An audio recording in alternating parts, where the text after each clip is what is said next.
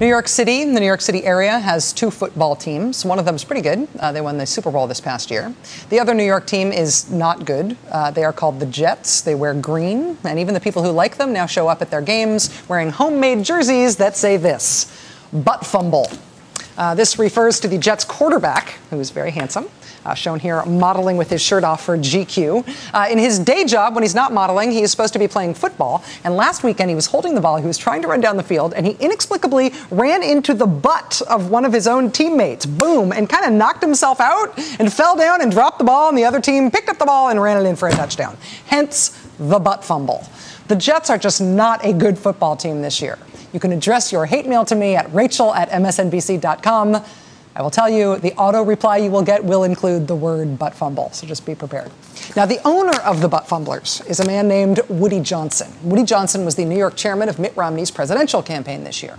And today, Woody Johnson hosted a lunch meeting in Manhattan for dozens of New York area Republican bundlers, big-time Republican donors, to talk about what went wrong this year, what went wrong with their party's effort to retake the White House. The audience for their venting about that was Reince Priebus, who attended the meeting. Mr. Priebus is the Republican Party's chairman.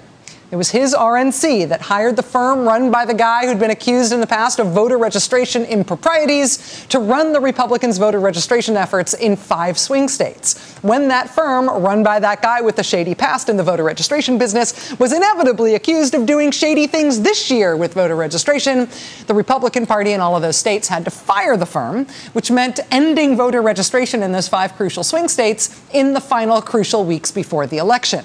There was no plan B. Thanks, Reince. The Republicans just had to give up registering voters in those states.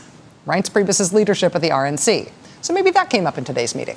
Also potentially on the menu today, the RNC's field program, part of the overall Mitt Romney ground game effort that was just swamped this year. The Republicans' get out the vote technology crashed early on Election Day. One campaign official telling the Daily Beast, quote, pretty much everything about the system that was supposed to work actually failed. So these dozens of big-time Republican donors meeting today to talk about what went wrong. And Reince Priebus is there to listen to them vent about what went wrong. But his answer to all their complaints is, let's do it all again, because Reince Priebus, after all he did this disastrous election cycle, wants to be reelected as RNC chairman. He was trying to shore up that reelection effort by meeting with these dozens of Republican owners today, including the Republican donors today, including the owner of the butt fumblers here in New York City. Meanwhile, the Washington Post reporting today on the other guy who is responsible for the Republicans' very bad election year, reporting that Mitt Romney is mostly living in La Jolla now in Southern California and is suffering from, quote, sustained boredom. Speaking of bored, Mr. Romney has been put back on the board of the Marriott Corporation. He's subletting a private equity office from one of his sons, apparently.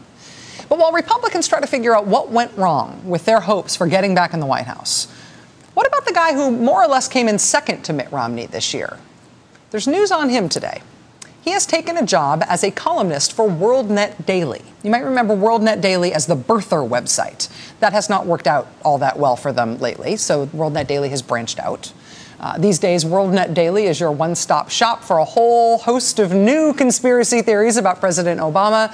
They've been pushing the theory that not only is President Obama secretly foreign, but he's also secretly gay.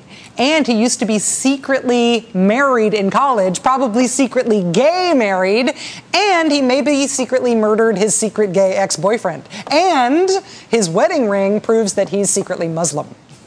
WorldNet Daily also has a superstore for all your conspiracy-related safety and self-defense shopping needs. For example, you can buy a how-to DVD called Defensive Cane Fighting, where you apparently learn to ward off would-be knife-wielding attackers with your cane. You can also buy a radiation-detecting sticker to keep with you for any future radiation emergency. Got your sticker? Or maybe you're in the market for a flashlight that doubles as a tool for field stripping a Glock handgun. That's what's going on at WorldNet Daily these days. This week, a WorldNet Daily columnist is writing about how a new secessionist party could help white Americans start a new country. He rails about, quote, the U.S. bifactional ruling party's hatred and contempt for white Americans who still hold to traditional values, believe in their constitutional liberties, and derive their sense of identity from historical America. They mock the secessionist petitioners in Texas and other states, celebrate the infestation of even the smallest American heartland towns by African, Asian, and Aztec cultures, and engage in ruthless doublethink as they worship at the altar of a false and entirely non-existent equality. So Mitt Romney has landed bored at his La Jolla mansion. That's the one that's going to have the car elevators, but they're not there yet, so it's still boring. But the guy who essentially came in second to Mitt Romney this year, the guy who was the runner-up in the Republican Party's efforts to pick their nominee, the guy who could have been Mitt Romney if for some reason it didn't work out for Mitt Romney, he landed at WorldNet Daily. He's going to be doing a regular column for WorldNet Daily, sharing space with the white secession guy.